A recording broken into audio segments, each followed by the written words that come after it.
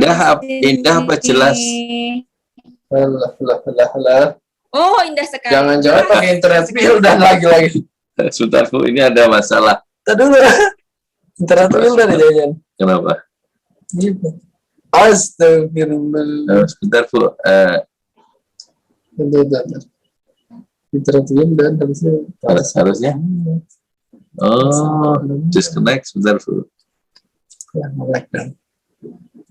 langsung harusnya Bapak ya, punya Bapak ya. Maklum Bu, saya orang kampung jadi kan. Udah masuk ya? Udah? Oke.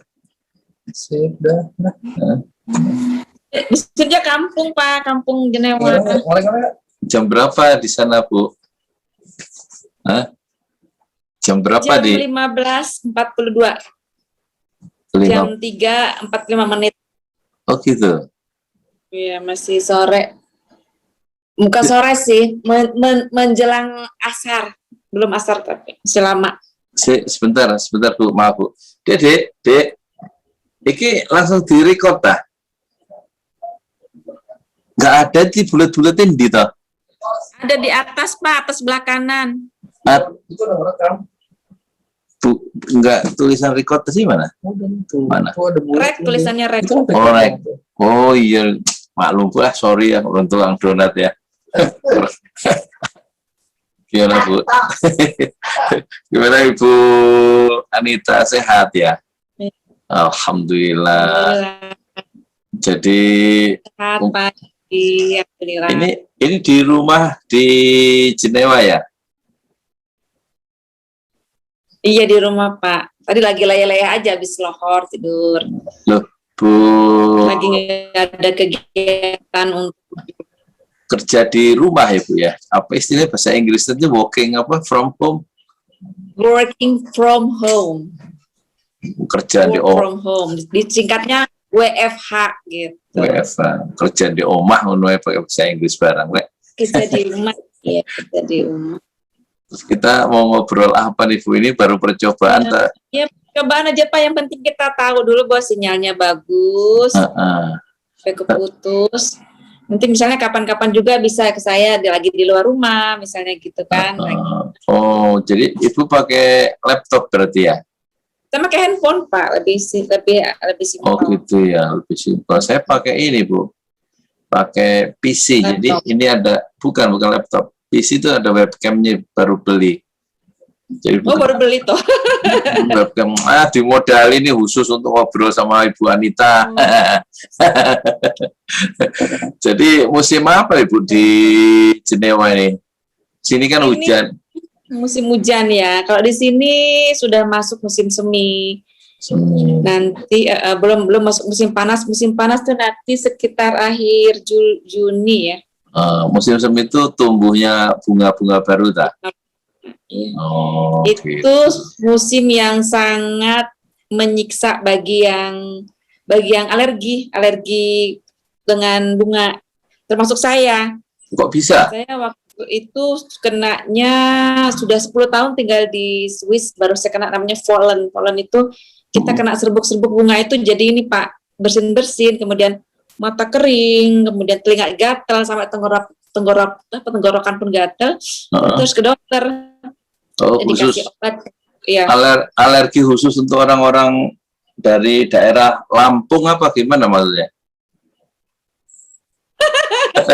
Enggak juga Pak. Enggak. Ini saya justru kenanya setelah 10 tahun. Oh. Setelah 10 tahun tinggal di sini baru kena. Kalau orang itu asli situ bisa juga kena alergi gitu, orang sini asli. Iya, ada juga Pak. Bahkan mereka itu disuntik, divaksin.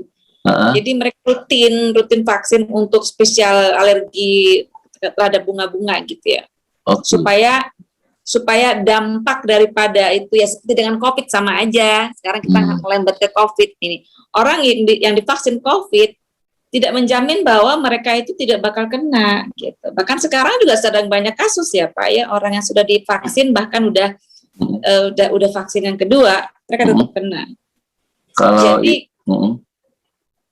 Kalau Ibu Anita divaksin apa di situ? Jadi hanya untuk mengurangi illness-nya, sakit. Oh gitu. Divaksin apa kalau Ibu Saya Anita? sejauh ini saya belum Divaksin. saya semua vaksin saya avoid, saya menghindari semua vaksin selagi saya masih bisa mampu untuk menghadapinya, karena itu kan sesuatu yang dimasukkan ke dalam tubuh ya Pak, yang entah apa-apalah itu di dalamnya, entah punya ada unsur hewani yang kita nggak jelas. Oh jadi itu ya masih kontroversial ya, apa ada problem lah kira-kira ya Bu ya. Iya Pak, di seluruh dunia juga kontroversial ya. Saya juga video-video yang mengerikan ya. Stop vaksin saat ini juga gitu, stop vaksin saat ini juga. Tapi di sini Pak, di pemerintah Swiss sendiri itu tidak memaksa ya, tidak memaksa orang yang ada di Swiss untuk vaksin ya. Terserah aja, yang mau monggo, yang nggak monggo. Oh gitu. Tapi berkerumun nggak boleh tetap ya. Nggak boleh. Jadi sekarang ini setiap 1 bulan ada evaluasi, lihat bagaimana kasus yang ada. Nah, sekarang misalnya agak longgar nih Pak. Sekarang nggak di lockdown Bu ya? Jenewa nggak? Nggak, udah dulu, udah tahun lalu dan kita bertahap gitu. Karena kemarin udah di lockdown, buka ternyata kasus meningkat lagi, lockdown lagi gitu. Nah ini setelah sekian lama Pak, setelah sekian lama restoran tidak buka, baru kemarin hari Senin dibuka restoran. Sekolah gimana Bu? Sekolah? Oh sekolah sih nggak pernah libur. Masuk. Kan kalau libur nanti gimana anak-anak tuh? Nggak pinter. Di Indonesia tuh online terus belajarnya, nggak pernah tatap muka di kelas. Iya, karena mungkin udah pinter-pinter kali orang Indonesia apa gimana ya? Ya mungkin pertama itu ya Pak, orang udah pinter. Kedua juga mungkin nanti ini Pak, kuota pada nggak laku. Oh gitu ya. Yang jual itu dikali ya Pak, kali sih. Ibu Anita udah berapa tahun sih Bu di Jenewa tuh Bu? Alhamdulillah saya sudah 22 tahun ya. Saya tiba itu awal tahun 1969. Masya Allah. Dalam rangka apa waktu itu ke Jenewa Bu? Tiba tahun itu? Waktu itu ikut suami tugas ke sini. 3 tahun setelah suami tinggal di sini, baru kemudian saya nyusul sama anak-anak. Itu pun saya ke sini sebenarnya saya tuh nggak kepingin ke sini Pak, karena saya sendiri di Indonesia banyak kegiatan, banyak kerjaan gitu. Sampai suatu waktu abah saya ngingetin saya, kamu ikut suami, lupa kalau situ nikah gitu kan. Oh ya suami saya di sana. Kegiatan suami dulu apa tuh Bu? Suami dulu ke sini kerja untuk ke lokal staff juga ya di perusahaan Republik Indonesia gitu. Oh di kedutaan Indonesia.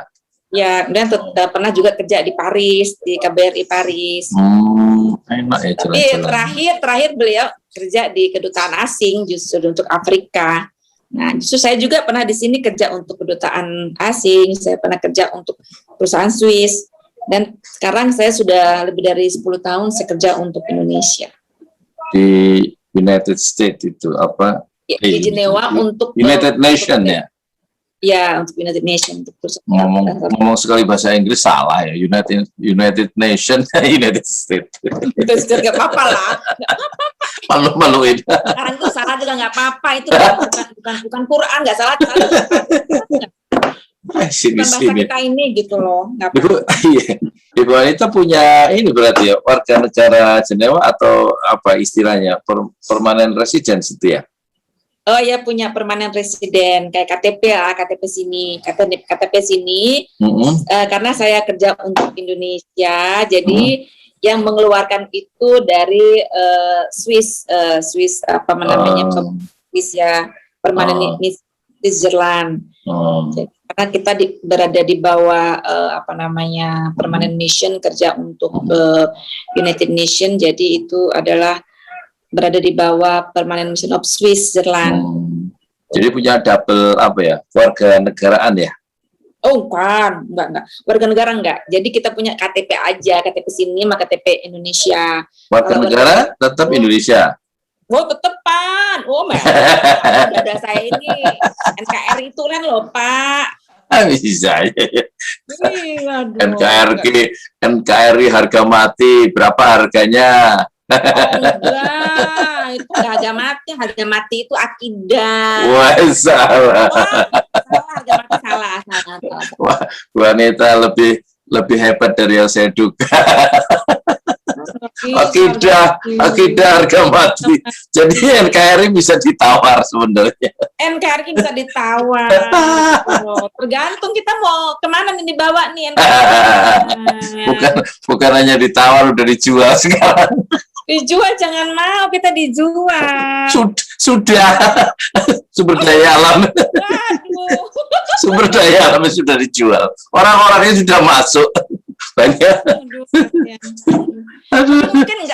Mungkin gini Pak, mungkin nggak kerasa gitu loh, yang kejualnya itu nggak kerasa. Nggak kerasa buat kita, buat orang awam. Aduh. Kita yang masih nyadar ya, mudah-mudahan nggak sampai kejual lah. Moga-moga ya Bu ya. Nanti kalau kejual, tapi kalau pulang kampung kemana ya toh? Jangan-jangan udah banyak apartemen milik orang lain di mana di Lampung ya? Iya. Gimana kalau kejual pas pulangnya kemana? Terus itu istilahnya ada pensiun kapan? Punya parung. Pensiun berapa tahun lagi toh Bu? Pensiun. Saya tuh tinggal di Lampung, tapi bukan orang Lampung loh Pak. Oh, orang mana? Banten. Dari Jawa Barat, asal saya Jawa Barat, ya. Banten. Ibu saya dari Banten, bapak saya dari Bogor. Bapak saya kan seorang polisi. Kalau zaman dulu kan namanya ini Pak ya, ABRI ya. Zaman dulu kan masih. Iya ABRI. Zaman Pak Harto ya. Ya ABRI. Terus bapak saya pensiun di waktu saya kuliah di Lampung. Jadi bapak saya itu pensiun di Lampung. Jadi udah pensiun di Lampung, lebih baik tinggal di Lampung aja. Ya, akhirnya menetaplah kami di Lampung. Gitu. Enak mana sih Bu? Tinggal di Jenewa sama di kampung sendiri di Lampung atau di Banten? Enak mana sih sebenarnya kalau boleh milih? Kalau soalnya boleh milih ya, saya lebih enak tinggal di Lampung, Pak. Nggak ada duit, kita bisa ngutang di warung, tetangga gitu loh. Iya. Terus namanya bisa. Di sini gini coba. Jadi kalau misalnya emang jadi tetangga nggak boleh ngutang ke tetangga di Jenewa. Tradisi ngutang emang nggak ada apa gimana? Di sini ya nggak boleh ngutang sama tetangga Pak, tapi nah ini Pak, kalau di sini itu kita kalau mau ngutang ya ke bank. Oh, ke bank. Oh. Jadi kalau di sini Pak, di sini itu kita punya rekening misalnya Pak ya, punya rekening. Nah misal gaji kita 10 juta, setiap bulan kita ditransfer ke situ gaji kita oleh tempat kita bekerja. Kalau kita sudah habis uangnya 10 juta itu, kita boleh minus Pak. Kita boleh minus 30% dari gaji kita. Maksudnya apa? Jadi walaupun uang kita sudah nggak ada lagi di bank, kita bisa tetap ngambil pakai ATM. Oh, ngutang ke bank itu berarti ya? Ngutang ke bank itu sebanyak pokoknya 30%. Nanti saat ini kita datang lagi, pengalaman berarti sering buka rahasia sendiri. Jadi untuk ya begitulah kita kalau kan misalkan kita ngutang sama tetangga sama sini nggak enak sini atau nggak umum ya ngutang ke teman gitulah, nggak teman Indonesia maksudnya.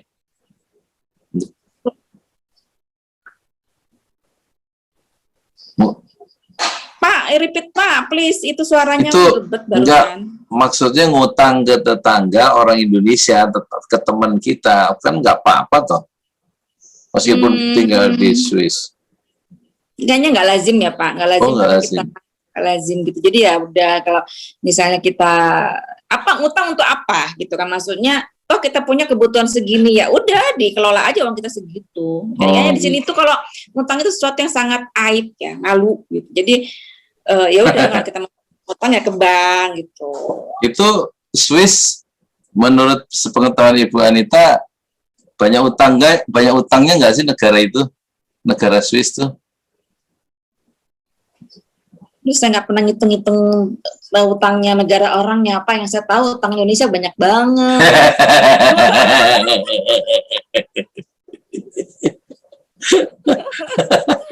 Kayaknya saya nggak ngopenin utangnya negara orang ya. Kayaknya peduli itu utang negara kita tuh luar biasa ya Pak ya.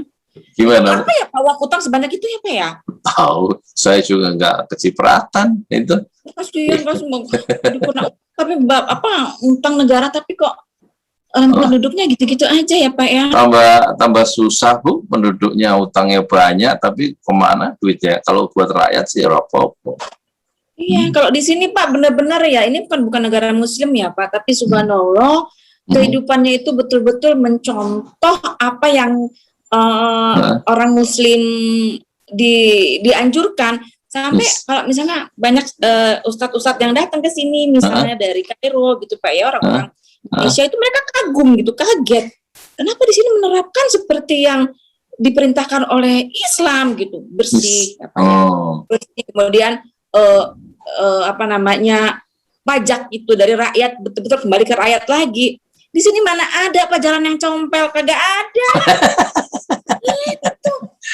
Tapi ya bagus ya. Terus demokrasi banget misalnya. Ini kita mau buat hal-hal kecil misalnya Pak ya. Ada suatu mau bikin jembatan misalnya. Mereka voting dulu Pak. Itu nggak sebentar Pak, bertahun-tahun voting dulu apakah masyarakat dari situ setuju atau enggak nih di sini dibikin jembatan.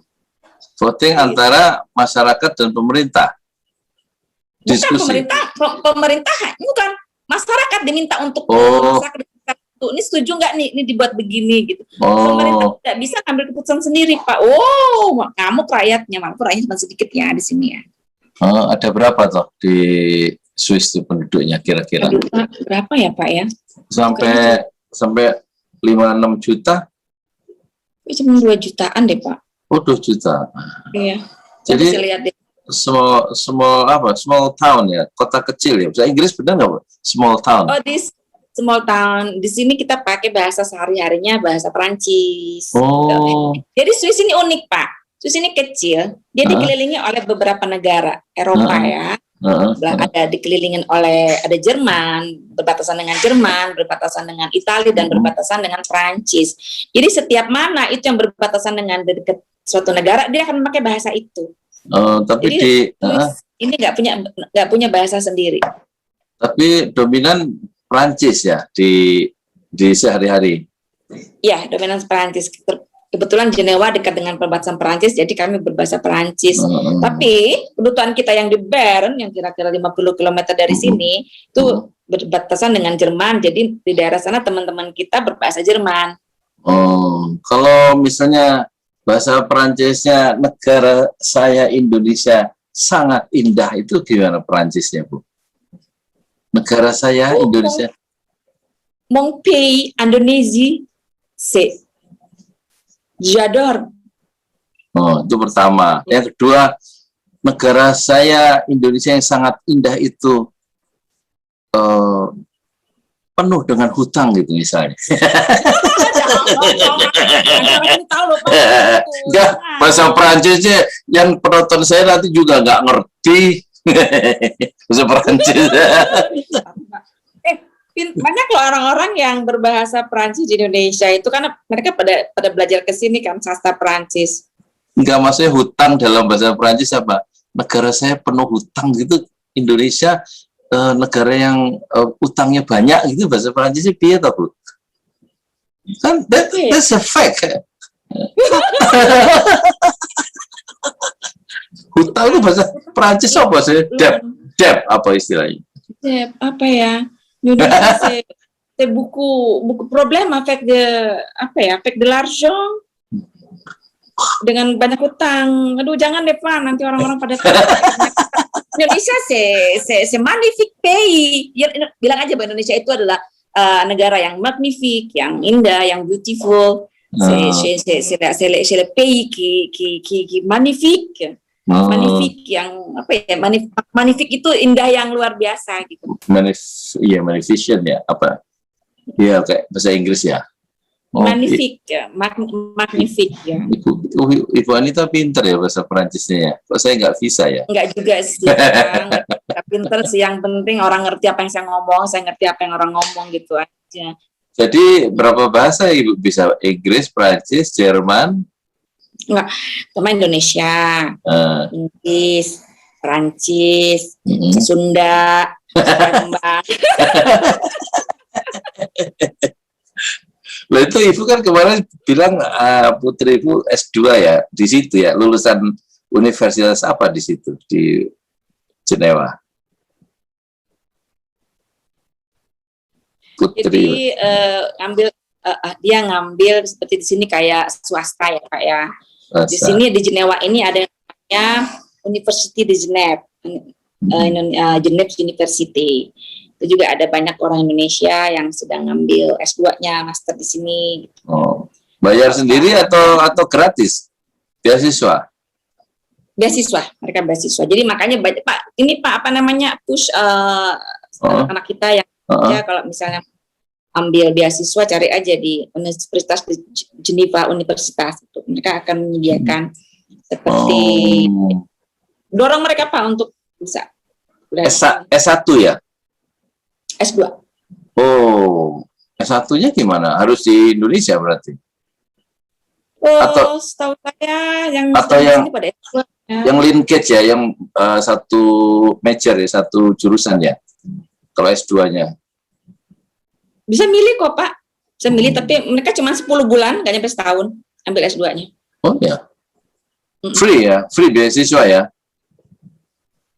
Iya, beasiswa. Termasuk ininya Bu, termasuk apa itu akomodasinya, apartemen, makan itu ditanggung apa memang hanya full beasiswa untuk studinya aja? Oh semua. Iya, ditanggung. Ditanggung biaya kamu. Di negara saya nggak ditanggung, berat bener S2, S1 aja bayar mahal. Kasihan ya negara Bapak ya ampun. Susah Bu, negara saya tuh angkatan kerja itu kata datanya ya 70% lulusan SD dan tidak tamat SD, 25% lulusan SMP dan SMA. Itu angkatan kerja. Yang 5% lulusan S1, S2, S3. Alangkah banyaknya yang uneducated people ya di Indonesia ya. Apa ya? Karena saya dengar tempo hari katanya kita sudah tidak lagi ada biaya sekolah gitu loh Pak, free gitu. Free gitu masih aja yang bisa ada free gimana? Di sini free Pak, di sini tuh free sampai SMP mereka betul free ya. Iya di Indonesia free di TV, free di YouTube, prakteknya yo bayar. Siapa yang bisa kontrol? Nah, masuk itu katanya masuk SD 6 juta, 5 juta duitnya siapa? Ya kan? Bayar Bu, free di mana? Jadi Jenewa ya. Ini seragam kan, seragam anak-anak sekolah di rumah. Tetap bayar. Free di sini Pak. Bahkan di sini tuh Pak, dari mulai TK 0 besar, 0 kecil, 0 besar, SD, SMP, itu dikasih buku, dikasih pulpen, semua dikasih. Dari pemerintah. Di sini juga dikasih Bu, buku-buku paket itu dikasih per semester ya. Tapi setelah dikasih nanti ditagih uangnya. Oh bukunya banyak, setiap semester ganti buku paket ya, maklum proyek buku proyek. Makanya sekarang Pak, zamannya saya pernah sekolah kan Pak. Di Indonesia juga dulu itu kayaknya kita nggak gonta-ganti itu ya Pak? Enggak, dulu mah bukunya masih bisa dipakai lagi. Kalau sekarang ganti buku harus wajib. Wajibnya wajib ini, bukan wajib kifayah, wajib ain. Indonesia NKRI harga mati, Ya harga buku itu nggak bisa ditawar, harus dibayar. Nanti harga buku maksudnya ya Pak ya. Iya. Kalau di sini Pak nanti itu dikembalikan lagi bukunya, jadi buku itu harus benar-benar dirawat dengan baik dan kita sampul baik-baik. Nanti saat kita mengembalikan itu dalam keadaan masih bagus Pak. Jadi untuk adik-adiknya gitu. Nanti efisien kembalikan itu. ke sekolah. Di sini kan nggak bisa ini, harus beli putus ya. Nanti kalau adiknya yang perlu buku itu kan nggak bisa pakai karena harus beli baru satu paket dari biaya itu. Kurikulumnya ganti lagi gitu ya? Iya, kurikulum ganti lagi ya, proyek baru lagi, proyek ngabisin anggaran. Ya kalau nggak gitu kan nggak ada proyek loh Pak. Iya, sian. Itulah ya sketsa pendidikan apa negerinya Ibu Anita. Lucunya negeriku gitu ya, lucunya negeri kita lumayan lah buat ketawa. Masya Allah. Bu, untuk sementara kita coba akhiri dulu, barangkali Ibu ada pesan-pesan untuk penonton channel Pesan Jolali untuk episode awal ini ya. Ini sambil latihan ini. Iya, ini sambil latihan ya untuk apa namanya? Ibu? Nasihat. Ya paling nggak nasihat untuk saya ya kan sebagai sebagian dari apa generasi muda. I am 27 years old now. 27 ya? saya baru 35 sih. Minggu depan saya 35. 27 30 tahun yang lalu. Jadi kita nih young generation ya Pak ya. Iya. Gimana Bu? Ya, ada nasihat sih enggak sih ya, cuma maksud saya ini yuk kita bareng-bareng ya apa yang bisa kita bantu untuk negara kita, kayaknya terlalu besar ya apa yang bisa kita bantu itu kayaknya aduh nggak nyampe di situ ya. Apa yang kita bantu sekarang ini misalnya dengan yuk memberi semangat kepada teman-teman, kepada apa ya youtuber gitu loh, dan apa namanya Pak istilahnya yang itu netizen apa sih Pak? Netizen, warganet. Yang penikmat atau yang suka lihat viewers YouTuber kan yang viewers, penonton, viewers. warganet netizen ya. Ya beri ide atau beri saran gimana sih baiknya negara kita ya. Kita nggak bisa berbuat apa-apa, minimal ya saran lah ya, apalagi kayak saya yang jauh di sini kan yang cuma bisa ngelihat dan berdoa gitu kan. Kalau misalnya bisa bantu-bantu ya apa yang bisa kita bantu dalam bentuk dana ya semampunya, dalam pemikiran-pemikiran gitu ya. Saya sih concernnya ya Pak ya di Indonesia itu pertama pendidikan aja sih Pak, maksudnya kalau anak-anak itu di sini tuh banyak mainnya daripada sekolahnya. Karena main itu dengan main mereka akan membentuk pribadi mereka untuk tidak terlalu di apa ya Pak ya terpaksa dalam sekolah. Sehingga anak-anak di sini itu kalau libur tuh nangis, pengen sekolah gitu. Kalau di Indonesia anak-anak bosen karena banyak sekali pendidikan-pendidikan yang dijejalkan gitu, yang nggak semestinya umur segitu harus dengan dijejalkan oleh ilmu-ilmu yang belum sepantasnya mereka itu dapat menerima. Gitu. Di sini tuh bermain Pak, bermain gitu. Jadi kelas berapa? Dari 0 kecil sampai kelas 5 itu masih bermain. Oh, gitu. Iya, makanya anak saya dulu kaget gitu kan waktu kesini masih kelas 2 SD, itu anak saya paling pintar. Paling pintar dalam matematika. Di sini orang cuman masih nyanyi gitu. Anak-anak saya sudah bisa ngitung gitu kan Pak ya. Terus juga untuk para netizen itu, yuk rame-rame kita mendaftarkan kepada Pak Yudi untuk menjadi narasumber. Ide ya Pak ya. Alhamdulillah ya, moga-moga ya. Salah satu narasumber yang terbaik di Eropa adalah Anita Rahman, insya Allah. Kok Rahman? Rahman tetangga saya. Anita Rahman tuh. Oh bukan, Anita. Nama saya Anita Yuniarsi, tapi saya lebih senang dipanggil dengan nama bin bapak saya, Anita Asihana aja. Lah kok itu Anita Rahman tuh apa di WA saya namanya? Lain lagi?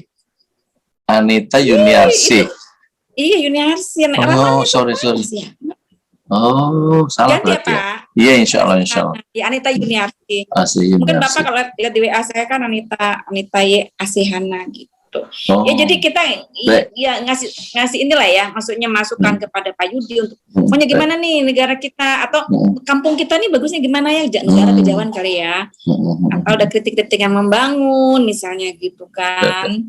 Baik. Jadi saran-saran Ibu Anita yang bagus sekali ya. Nanti moga-moga kita bisa lanjutkan dengan Zoom berikutnya ya Bu ya. Insya Allah. Insya Allah. Moga-moga saya masih ada umur bisa menyapa Ibu Anita. Insya Allah. Amin. Saya juga ya Pak ya. Iya. Sama-sama. Mudah-mudahan masih ada umur. Ini Baik, bagus nih Pak. Lancar nih ininya. Cuman tadi ada beberapa yang tersendat ya Pak ya. Mungkin ada sinyalnya ya. Biasa itu tergantung banyaknya hutang biasanya. Kalau Ibu nggak punya hutang, saya punya hutang. Baik, terima kasih ya Bu ya. Bapak tuh nggak tahu hutang saya. Baik, terima kasih Bu Anita. Assalamualaikum warahmatullahi wabarakatuh. Mari Pak. Ya. Waalaikumsalam warahmatullahi wabarakatuh. Living meeting and meeting.